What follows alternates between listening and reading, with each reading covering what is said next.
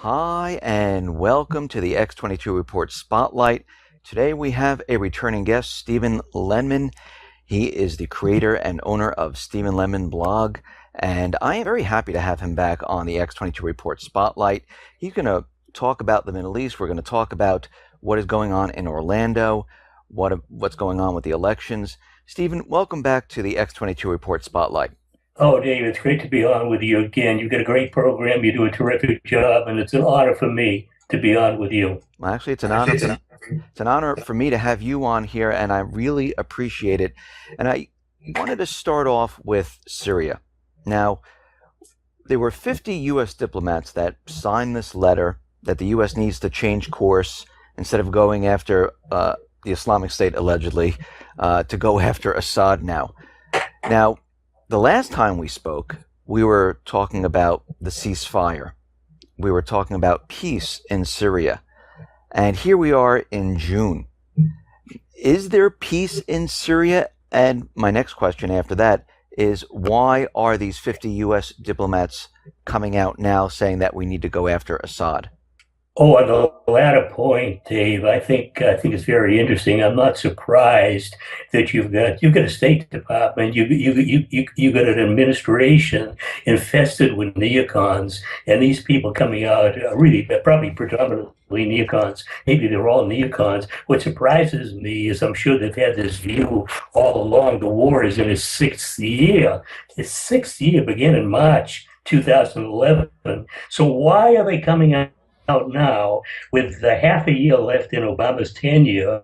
Why didn't they come out a year ago, 2 years ago? It's almost a futile effort. Maybe they're just massaging the ground, manipulating things for a Clinton presidency, knowing full well if she gets to be Obama's successor, she'll come in with guns blazing, which is what I expect, because she orchestrated the war on Syria in the first place, and calling it a civil war is a gross mischaracterization.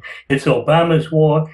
It's naked aggression. It's a war of choice. It's the same old dirty game of wanting an independent sovereign state eliminated and tyranny, U.S. controlled tyranny, replacing it, no matter what happens to the people in the country. And we've seen it in country after country for so long, Dave. I mean, just in more recent times, Yugoslavia in 1999, or the Balkans in the 1990s, and then all the post 9/11 wars. And the first point again was the The first question was the first question is, the last time we spoke, there was a ceasefire deal, and it's still kind of going on. Do you think the United States still wants peace in Syria? I absolutely believe peace is the last thing America wants in Syria, and probably most any place else, certainly any other country it targets. And my evidence is very simple. Look at all the post 9/11 wars beginning in October 2001. Number one, they were all wars and continue to be wars of aggression.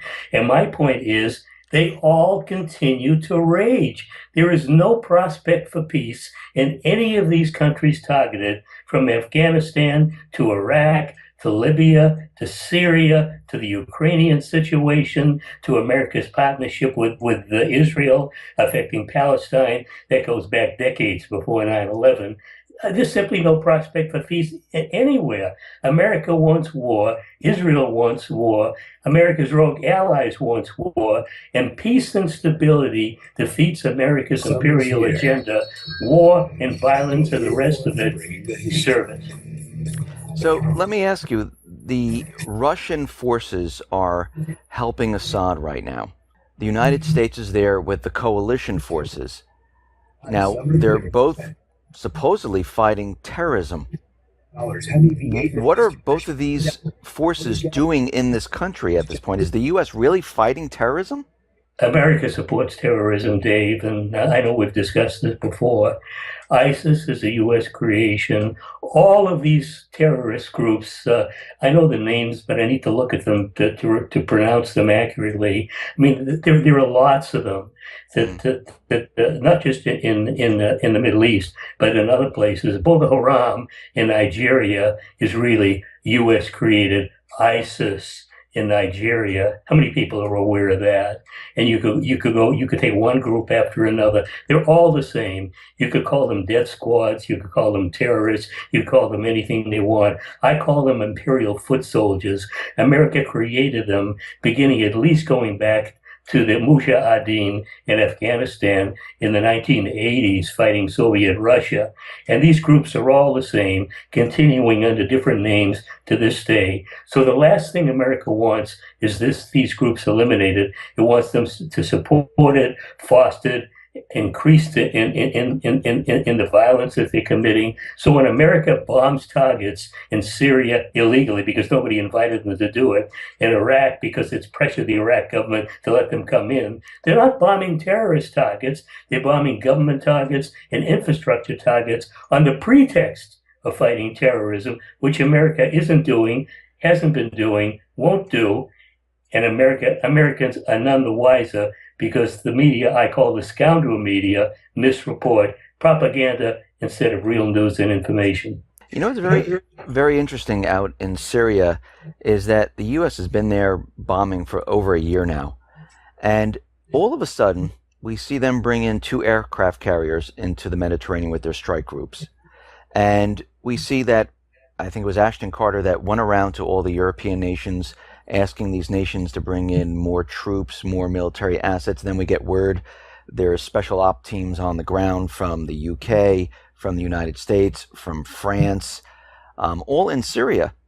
Why are they bringing in all these forces if the Islamic State is losing ground because of Russia and Syria? Why all of a sudden is there a big push to bring all of these forces and to bring more military assets into the region?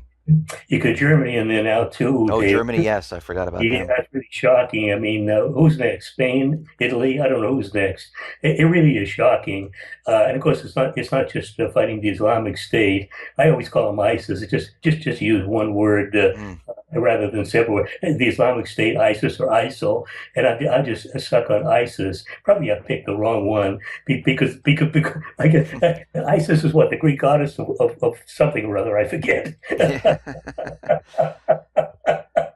So probably ISIL or the Islamic State would have been different, but they really were the Mujahideen back in Afghanistan and so on and so forth.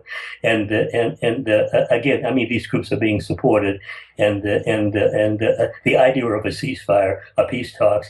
I've written a number of articles calling the whole thing farcical, a complete hoax. Because America, I mean, we can see what's going on. The ceasefire went into effect. For some reason, I remember the date, midnight.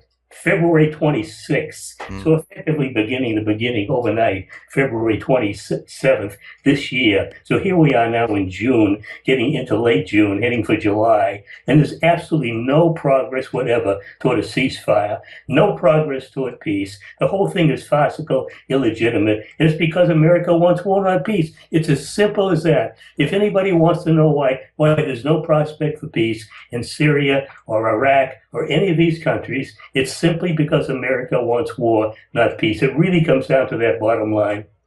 Do you think the United States is actually planning to do something in Syria to really now go after Assad? Or do you think they're just going to keep going the way they're going? Or do you think they're going to make their move this summer? I'm convinced that the conflict will continue until America either defeats Assad or Russia. Into no man's land. Oh, we get interference? Yeah, I don't know where that's coming from. He was invited to join I'll just talk over it. but left in search of potable water. America will continue the war in Syria Let's go places. until Assad is deposed and Syria is maybe turned to rubble.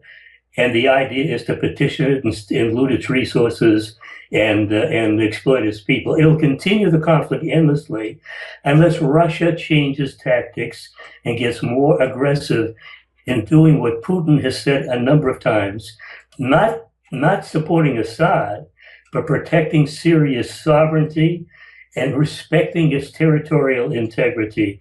And he said that in words to this effect a number of times. In an article that I'm putting out today, I cited him again saying this. This is the game, and he's concerned because if Syria falls, then Iran is isolated, and the same thing will happen to Iran. I mean, we've seen it against Iraq, Syria, Libya, Iran is the big one. Iran will be isolated and targeted the same way. Lebanon, of course, a very weak country with a few million people. Lebanon's sovereignty will be gone. Palestine will be gone. The Middle East will be gone. And then Central Asia is next. Russia's heartland will be targeted. Putin knows all this. So if there's one main reason that he wanted to intervene in Syria was to protect Russia from being targeted the same way, better to fight ISIS and these other terrorist groups in the Middle East than to fight them in Russia. And I think that's his number one concern. So what I think possibly could happen, and I hope it will happen, and in several of my articles, I literally urged him to do it, get more aggressive, reinstate the aerial operation he had beginning last September 30, increase it instead of cutting it down, bring it back and increase it and go all out to crush all of the terrorist groups in Syria, fighting the Syrian people, fighting the nation and the people and killing civilians, and go all out to crush them and send a message to Washington that if you don't like what we're doing and you think you're going to target us to get us to stop, well, then you better think again, because we've already proved to you that we have considerable military might. And if you want to take us on, which I don't think you really want to do, because America likes waging wars against countries that can walk over, it's a little reluctant to attack a country that can fight back. And Russia can indeed fight back. And China can indeed fight back. And America has never gone to war with a country that would pose a threat to itself. And I don't think America will confront Russia belligerently. Russia can match America blow for blow. And there have been statements made to that effect that America can literally turn Russia to rubble and kill all of its people, and America in turn will be turned to Russia, its cities turned incinerated. Not just one or two or three, but all of its cities from coast to coast incinerated and millions of its people killed. Would America's dare risk that? I don't think so, Dave. What do you think about the neocons? Do you think they would risk it? They're around and they scare me, and a Hillary Clinton presidency absolutely terrifies me. I tell people to forget her agenda. There are people who think it'd be wonderful for a woman to be president. I say, yeah, sure it would be. Just like it's wonderful to have a black person as president. But what's important is to have a good person as president. Somebody who respects the rule of law, somebody who respects democracy, somebody who wants peace and not war. And I'm afraid that's not the case with Obama or Hillary Clinton. And it's as horrible as a Trump presidency would be, and I think he will continue all of these wars. Hillary Clinton literally puts the risk of World War III, and I put it in these terms in an article out today. It would literally make World War III a coin flip if she's president. In other words, 50-50. And that's a risk I don't want to take. I think she's psychopathically challenged, and she may want to do something that maybe somebody else wouldn't want to do. I think Trump is mainly interested in making money. So anything that would divert from that, I think he wouldn't be too eager to get into. At the same time, there's no question he'll continue the ongoing wars and probably start new ones. Would he start a war with Russia? I think he might hesitate doing that. Clinton in her madness might do it. Do you think the establishment would allow Trump to be president? Do you think they're going to allow it to go that far? Well, that's a very good question. I wrote an article earlier about if it looked like he would win, maybe he would be at serious risk of assassinations. I can't imagine he isn't well aware of this. I think Colin Powell was asked to run for the presidency before Obama was ever asked. So no, he could have been the president instead of Obama, and he turned it down. I think he turned it down mainly fearing that he might be assassinated if he dared go against the system, the entrenched system, and maybe he wanted to do some things that were different than the way things are going now. So he was scared that he could become president, but if he did diverge a little bit more than the people really in power wanted him to, that he could end up another Jack Kennedy. So he turned it down, and he never became president. Obama took it. Absolutely willing to go along with the dirty system. And of course, he had no faith. He strongly supported. And Clinton would be strongly supported. I think Trump would basically go along with the system if he gets in power. He would give him a little wiggle room, maybe more than they would somebody else, but only a little bit, Dave. And if he went beyond that wiggle room, I think he would. He's too smart to realize that his life would be in danger if he did it. So we'd see. But I don't think he's going to win, Dave. I think the system is going to be rigged to make Clinton president. Stephen, there are other individuals saying that Obama might declare a state of emergency and postpone the elections, maybe because of an event or an economic calamity or something like that. Do you see anything like that happening? Well, I haven't seen any evidence to that effect so far. I mean, anything is possible. 9/11 came out of the blue. That shocked me. And I mean, even I knew something was fishy from the outset, but I didn't know what it was. But you know, you never expect stuff like this. I mean, now false flags. We'll get into Orlando after we finish what we're talking about now. But I mean, every time I see one of these so-called terror events take place, the first thing I say is, "Aha! Another false flag." So I mean, anything is possible. Would Obama dare do something I wouldn't expect? Who knows? Maybe so. But I would expect things will go on and the election will take place because I think, again, the system is rigged to make Hillary president and keep Trump from getting the high office. And I think we pretty much know what's going to happen if she becomes president. She will exceed the violence and the wars that Obama is waging right now. I call the Bush worse than Clinton, the horrors that he was responsible for, a lot more than wars. And people don't realize the wars he was raging during the 1990s. I mean, just horrible. I mean, the stuff going on against Iraq and the Balkan Wars and so on. But Bush exceeded his extremism, and Obama exceeded Bush's extremism, and Clinton absolutely will exceed Obama's extremism. I would imagine Trump would at least match it, but Clinton will exceed it. And my fear is World War III. Let's move on to the false flag, which I'm calling the Orlando shooting a false flag, and many other people are calling it a false flag. And I believe you're looking at the same situation, saying this could be a false flag. What do you make of the Orlando shooting? Well, there's no question. I think the evidence is overwhelming. You go back to the more recent previous ones. The 9/11 absolutely was a false flag. Overwhelming evidence proving it. The Boston bombers. Absolutely. I wrote volumes on the Boston bombers. Absolutely overwhelming evidence. Another false flag. San Bernardino earlier this year. Another false flag. Orlando. Sandy Hook. Sandy Hook. Adam Lanza had nothing to do with what happened. False flag. Professor Tracy from Florida University, Southern Florida, I forget the precise name of his university, did extraordinary research proving, I think, beyond a shadow of a doubt, that Sandy Hook was a false flag. And one of the things he pointed out was, well, there were no bodies.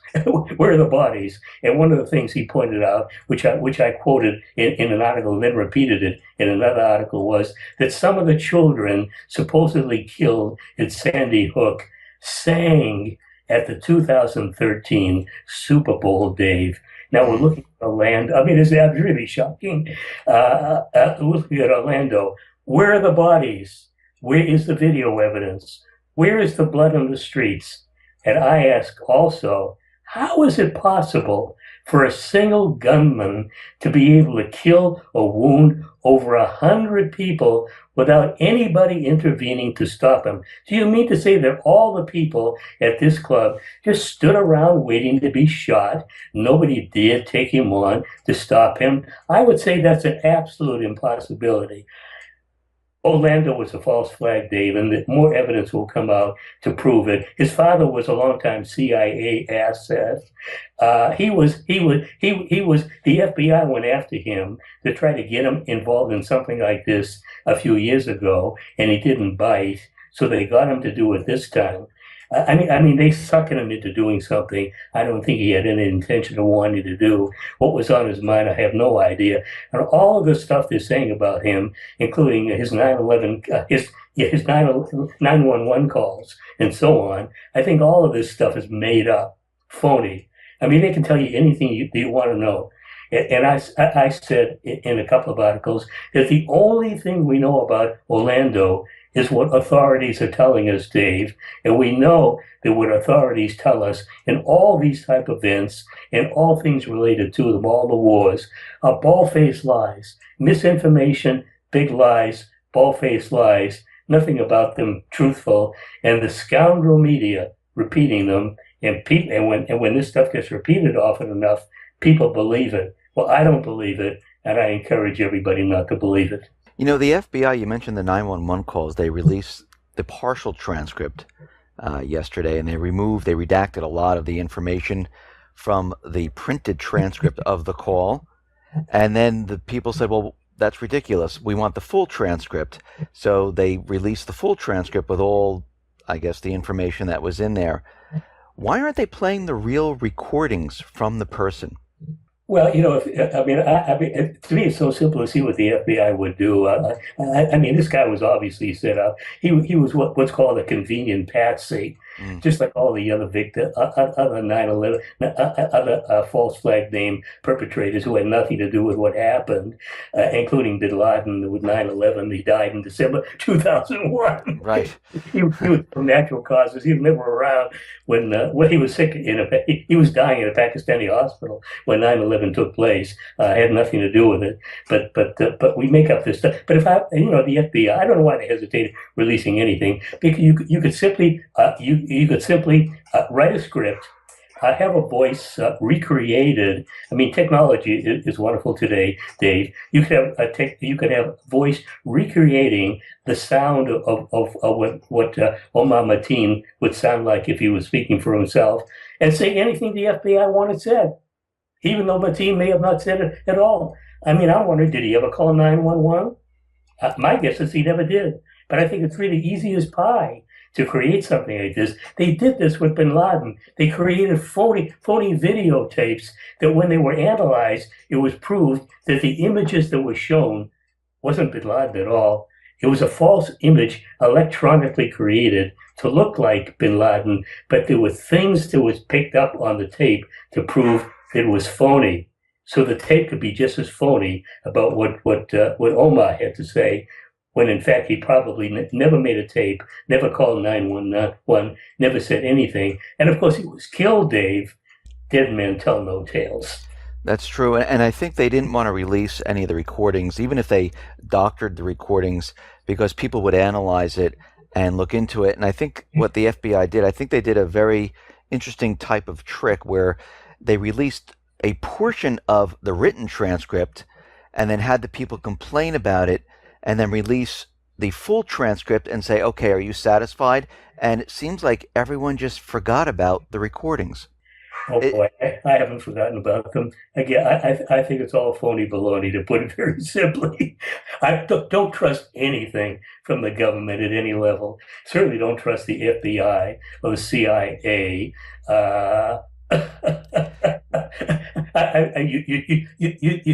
You're trusting a criminal class, or what I call the bipartisan criminal class in Washington. What do you think they were using this false flag for? Do you think it was for getting into more of a war in Syria, or do you think it was being used for gun control, or both, or something else? I don't think there's going to be any gun control. I think, and even if there was, if people want to get, I'm worried about guns in the hands of people who really do a lot of damage with them, not individuals. In my own city of Chicago, there are people shot, I think, every single day by lone actors, whatever the reasons are, robberies or whatever, people killing each other, and you almost never hear about any of this stuff. It's horrible stuff going on, and I wish there was a way to stop it. But I'm worried about the guns in the hands of governments and regimes and so on. And the FBI and police. Police alone murder over 1,000 people in America every year. And when do you ever see a cop indicted and convicted and in prison for committing cold-blooded murder? I'm worried about guns in the hands of these people. But if you ban guns, people can get guns very easily. There's no problem at all. Chicago has ordinances against guns, and there are guns all over the place in Chicago. So if they ban guns in America, which they would never do, because the NRA is too powerful, even if they put a few restrictions on it, people could get guns very easily. So I don't expect any of that to happen. You talked about the police, and I just have a question for you. Yesterday, the Supreme Court came out with a ruling about police, that the police don't have to know about the law, They don't have to understand the law to enforce the law. Does that make any sense? It makes no sense to me at all. And the Supreme Court is infested with right-wing types, even the ones who are supposedly to the left of center. They basically support the system, Dave. So we have either outright right-wing justices.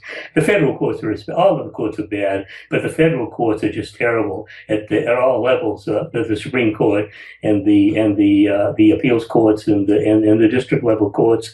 I mean, you've got them infested with right-wing types that support the kind of system that does so much harm to so many people and supports the people that are exploiting people and doing damage on an incredible scale, whether it's waging wars or enforcing police state harshness. And the reason these false flags take place is to scare people enough to go along with the imperial wars that America once fought and to give up their liberties on the illusion of having more freedoms. And the more of these false flags we see, the more of our rights are being lost and the more wars that are being waged. And the end game, I fear, is World War III and full-blown tyranny in America. I'm glad I'm not young, Dave, because I have nothing to look forward to. I probably would have a short life.